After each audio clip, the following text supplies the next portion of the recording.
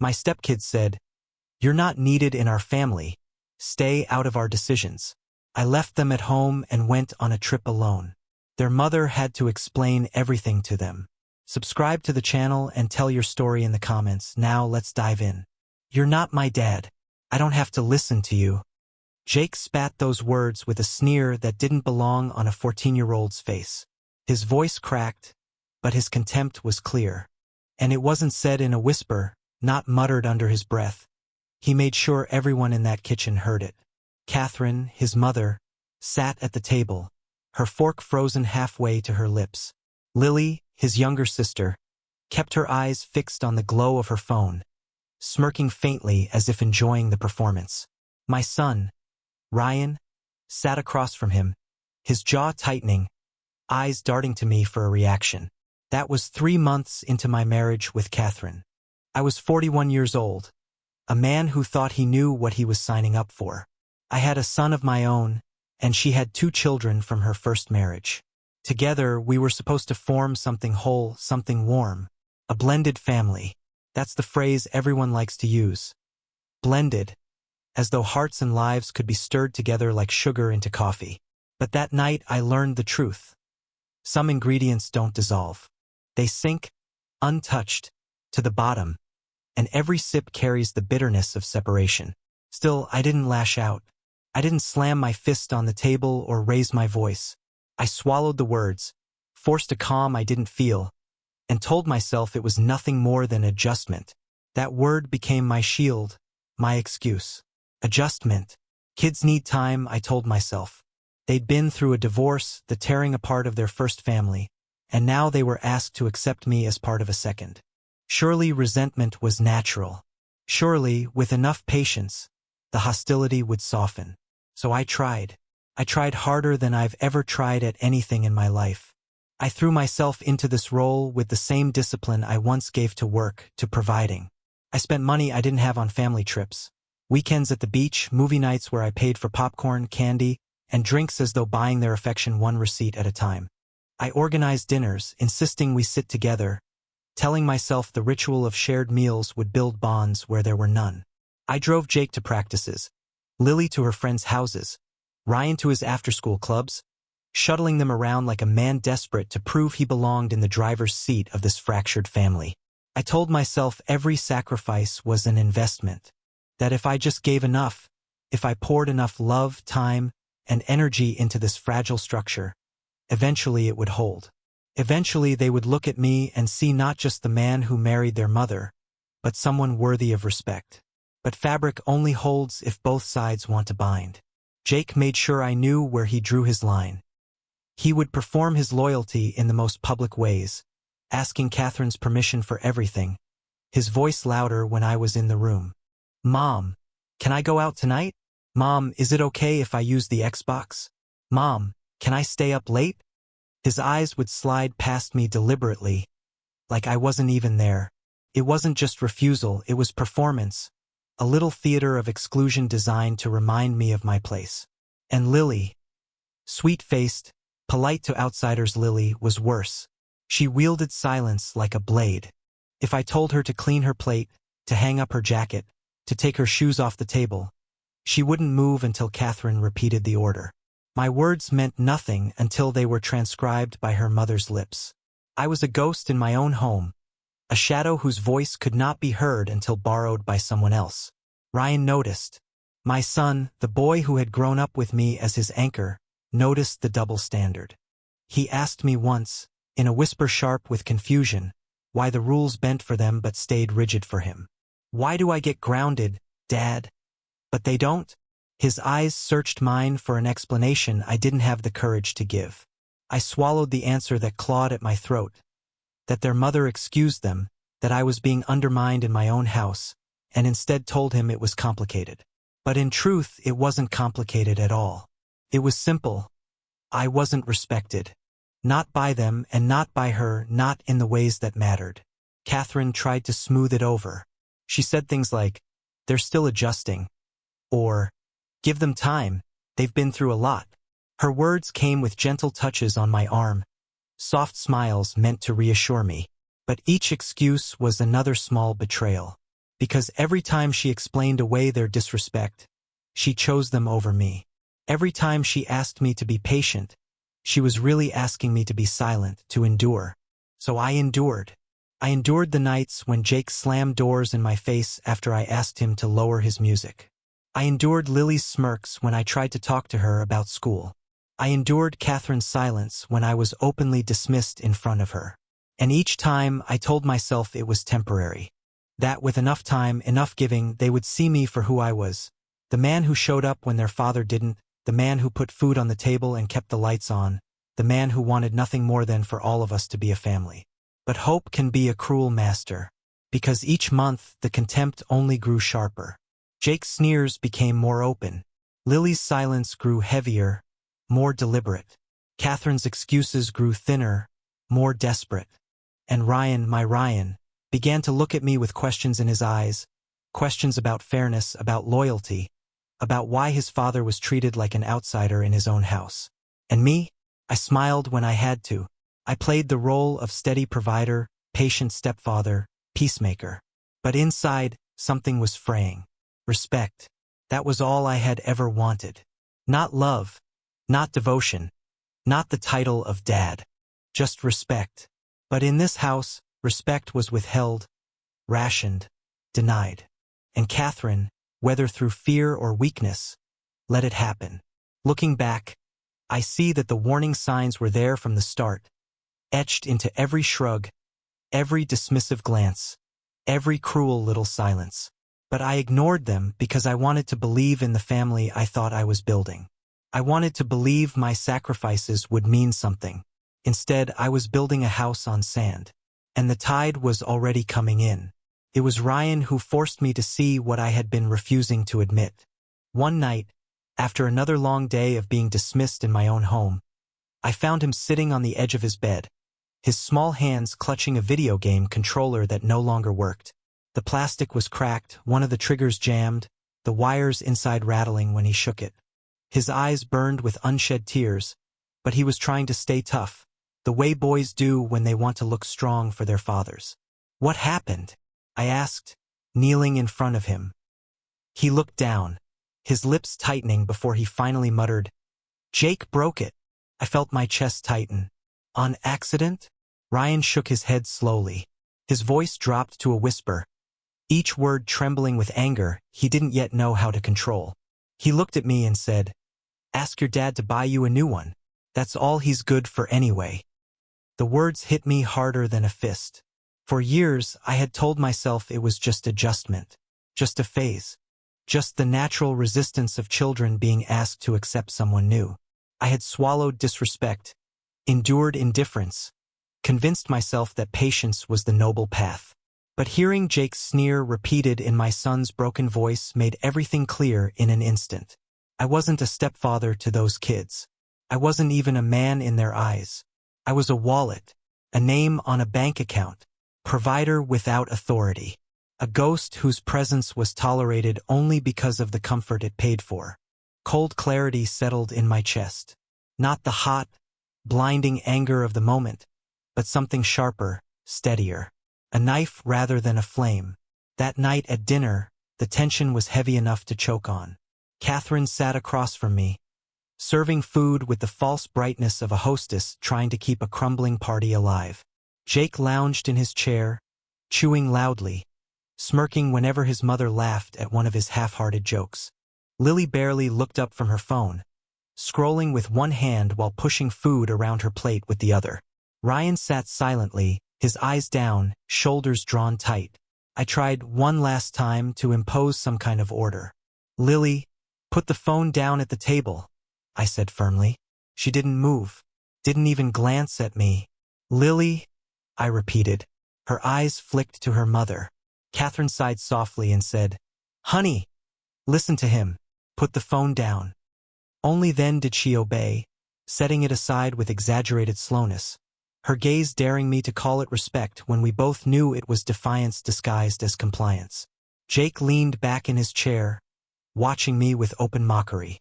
"You really think you get to tell us what to do?" he said, his voice dripping with contempt. "You're not needed in this family. Don't interfere in our decisions." His words silenced the table.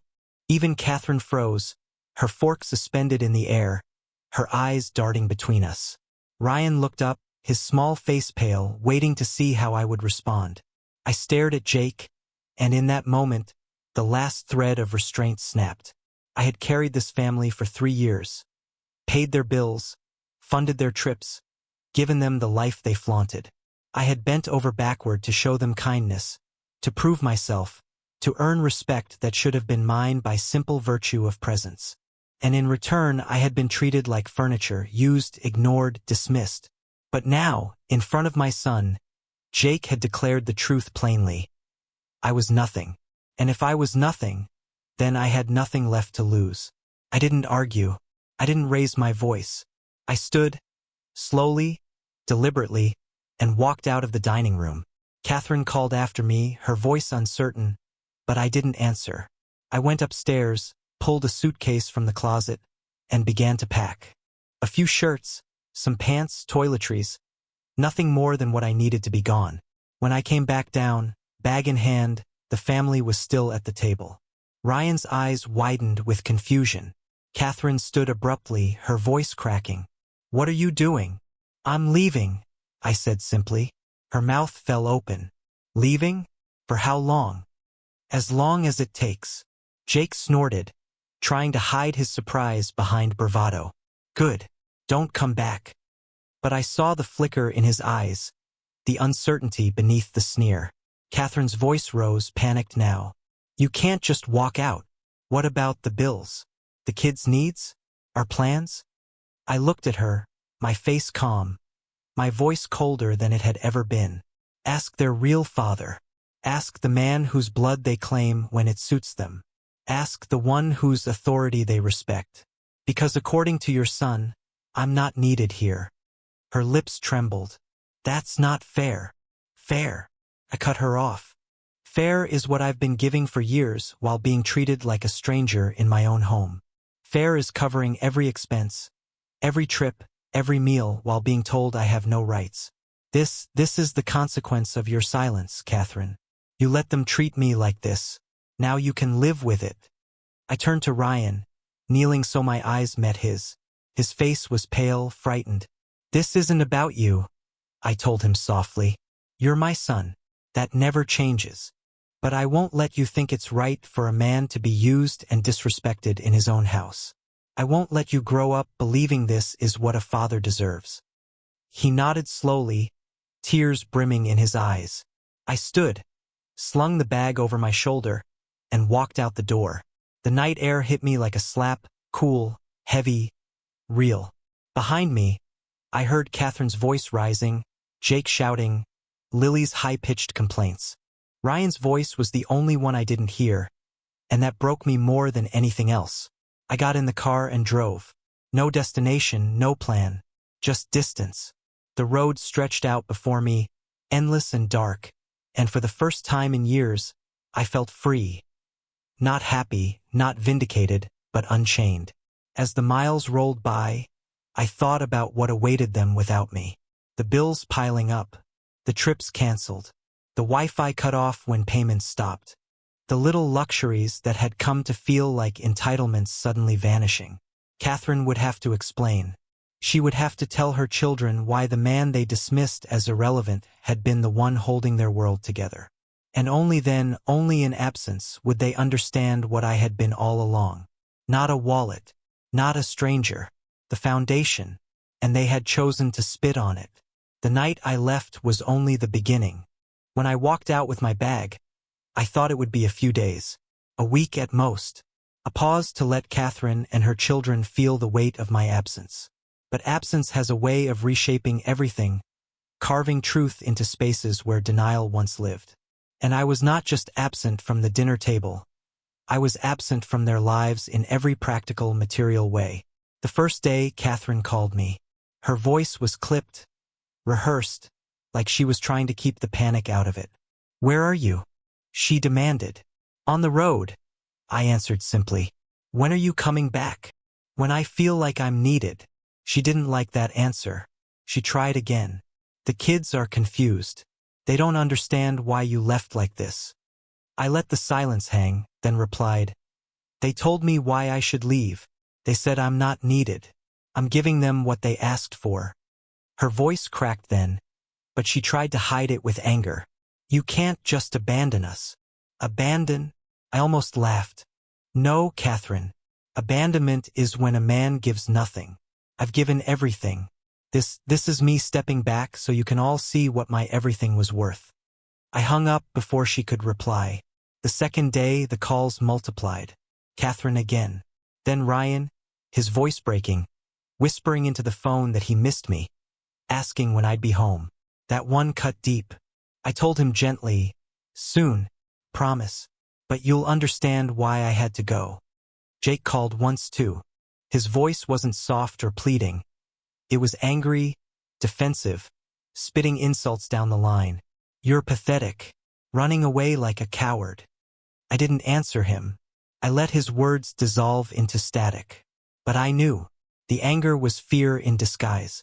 He had grown used to the comfort I provided, used to living on my labor while pretending it didn't exist. And now, with that safety net ripped away, the walls were closing in.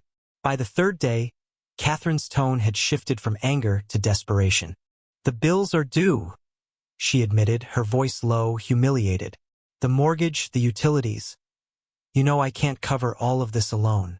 I leaned back in my chair at the small motel I checked into, staring at the peeling wallpaper as I listened to her words. "Then you'll have to ask their father," I said coldly.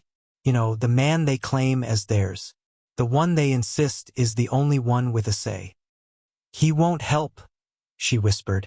"That's not my problem anymore." Silence stretched between us, heavy as lead. Then she snapped, her voice trembling with fury. "You're punishing the children." I closed my eyes, my voice sharp as glass. "No, I'm teaching them the truth. That words have consequences. That respect is the currency of a family. And without it, the account runs dry." I ended the call. Days blurred into weeks.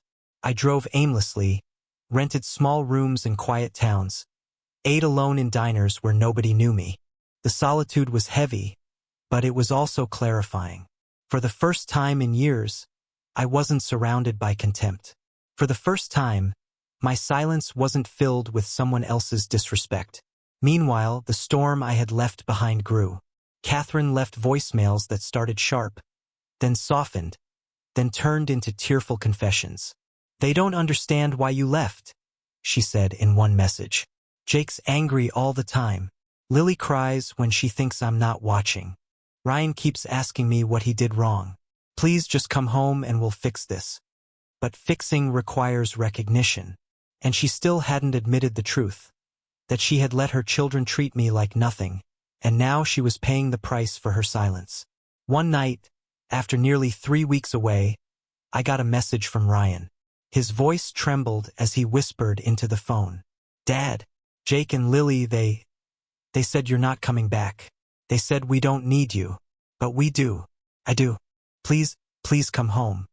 I sat in the dark motel room, my chest tight, tears burning at the edges of my eyes. Ryan had been caught in the crossfire of all this, forced to see truths no child should have to carry.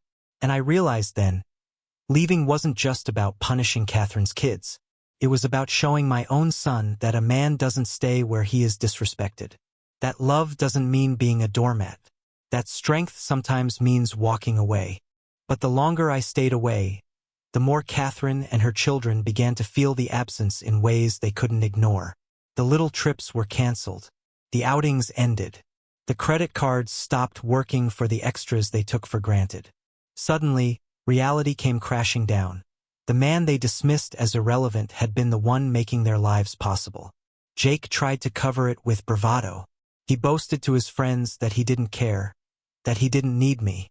But I heard from a mutual acquaintance that his friends had started mocking him, asking why his stepfather had to cover his life if his real dad was so important. That cut him deeper than he would admit. Lily grew quiet, too quiet. No more smirks, no more dismissive silence. She began to shadow her mother, avoiding confrontations, avoiding me entirely when I called to check on Ryan. And Catherine was unraveling. I could hear it in her voice each time she reached out, the way she no longer hid her fear, her guilt, her desperation. She confessed things I already knew, that their father wouldn't step up, that he hadn't answered her calls, that he had never cared to provide. She begged me to come back, to restore what she now admitted had been held together by me alone. But I stayed away, because absence teaches in ways presence never can. By the fourth week, the tone of their voices had shifted. No more defiance, no more dismissal, only hesitation, only caution. Ryan told me during one late-night call that Jake had actually set the table without being asked. That Lily had apologized to him, not to me, for being mean about the rules. That Catherine no longer smoothed over their behavior, but scolded them when they spoke out of line. It wasn't much, but it was something. And I understood then. Sometimes the only way to save a family is to walk away from it. To let the silence of your absence echo louder than the noise of your presence. To show them that the ground they stood on was never theirs, it was yours, and without you it crumbles. When I finally returned, weeks later, the atmosphere in the house was different. The children moved more carefully around me, not with affection, but with restraint. Respect, at least in the smallest doses. Catherine's eyes carried the look of a woman who had been forced to face a truth she had long denied. Ryan clung to me, silent, as though afraid I might disappear again. And I knew then that the lesson had landed. They had told me I wasn't needed, that I had no place in their lives. So I gave them the world without me. And they learned quickly just how much of their world was built on me. When I finally stepped back into that house, it felt like walking into a place that had been haunted in my absence. The air was different, thicker, heavier. The walls held silence instead of contempt. The children moved cautiously, as though the ground might split if they treaded too hard. Even Catherine's eyes carried something new. Not the easy assurance of a woman who thought she could balance two worlds, but the nervous weight of someone who had seen what happens when one collapses. For weeks, I had been nothing but a shadow to them, a missing presence, a closed wallet, a silence they had to live inside. And silence is a teacher more ruthless than any man. Jake was the first to look at me when I set my bag down. His smirk was gone.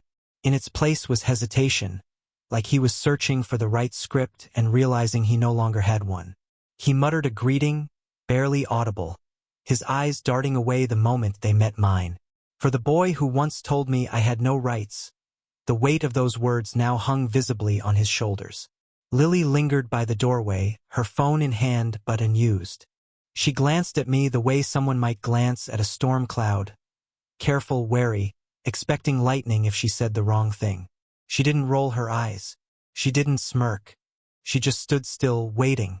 And Ryan, my Ryan, came straight to me, wrapping his arms around my waist without hesitation. His silence said more than any words could. He had missed me. He had felt the absence. And unlike the others, he hadn't needed weeks of discomfort to recognize what my presence meant. He had always known. Catherine tried to bridge the gap with small talk.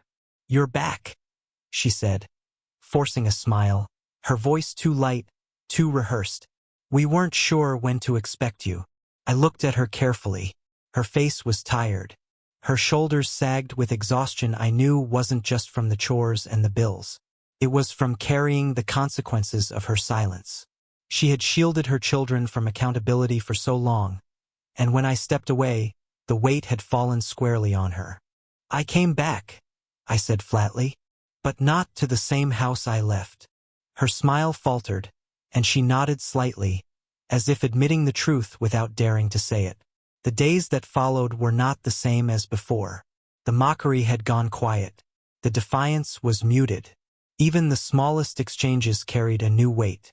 When I asked Jake to take out the trash, he did it without a performance, without waiting for his mother to repeat it. When Lily left her shoes on the table, one sharp look from me was enough to make her remove them. Small things, tiny cracks of respect where there had once been only scorn. It wasn't affection. It wasn't love. But it was acknowledgement. And I realized then that sometimes absence speaks louder than presence ever can. I had spent years believing I could earn their respect with patience, with generosity, with sacrifice. I had believed that if I gave enough, they would eventually give something back. But all I had taught them was that I would endure, that they could take without consequence, that my devotion was bottomless. Leaving had shown them the opposite, that my presence had a cost, that their comfort depended on me, that when they spat on me, they were spitting on the very foundation that held their lives together. It wasn't until they lived without me that they finally understood who I was. Catherine tried, in her own way, to repair what had been broken. She stopped excusing their behavior. She stopped telling me to give it time. She began to correct them when they ignored me, to scold them when they crossed the line. It was a change born not of conviction but of necessity. She had seen what happened when I withdrew, and she wasn't willing to endure it again. But her attempts came too late for me to trust them fully, because respect given only out of fear of loss is fragile. It is survival, not sincerity. I sat one night on the back porch, the air heavy with the smell of cut grass, the cicadas buzzing in the dark. Catherine joined me, her hands folded tightly in her lap. For a while we said nothing. Then she whispered, "I'm sorry." "For what?" I asked. "For not stopping it sooner. For letting them talk to you like that. For making you feel like you didn't belong." Her voice cracked. "I didn't realize how much you carried for us until you left." Her words might have mattered once, but now they felt like too little, too late. I nodded, but my silence said what I didn't. Apologies don't rebuild what neglect has already eroded. The children never apologized outright. They didn't say the words, but their actions shifted. Their tone softened. They no longer dared to tell me I wasn't needed. And in that absence of defiance, I found a strange kind of peace. Not joy, not warmth, but recognition. And recognition was enough, because I finally understood something vital. Sometimes the only way to save a family is to walk away from it. Not forever, not with finality, but long enough for the silence to do what words cannot. Long enough for them to feel the weight of what you provide. Long enough for them to see that the man they dismiss is the man they depend on. I had always believed that families were built by holding on, by never letting go no matter how hard it became. But now I saw the truth. Sometimes holding on only teaches people they can pull forever without consequence. Sometimes the most merciful act is withdrawal. When I returned, I didn't come back as the same man. I didn't come back begging for affection or fighting for respect. I came back with the knowledge that I could leave again, and that they knew it too. That knowledge gave me a power I had never felt before, a quiet strength, and it left them with a question they hadn't asked before. What happens if he goes again? That fear, unspoken but present in every glance, was the foundation of their new behavior. They didn't love me, but they respected me. Or at least, they respected what my absence had proven. And maybe that was enough. But as I sat in the quiet of that house, listening to the faint sounds of children moving cautiously in their rooms, I wondered, was this victory, or just survival? Was this the beginning of something stronger, or simply the fragile calm of a family terrified of losing what they once took for granted? I don't know. All I know is this. Sometimes the best way to save a family is to disappear long enough for them to feel the hole you leave behind. Sometimes absence is the only voice they'll listen to. And sometimes silence is the loudest demand for respect. So I ask you, was I wrong to walk away? Was I cruel to force them to feel life without me? To let them drown in the silence I left behind? Or was it the only way to show them what I truly was, the foundation they had mistaken for nothing?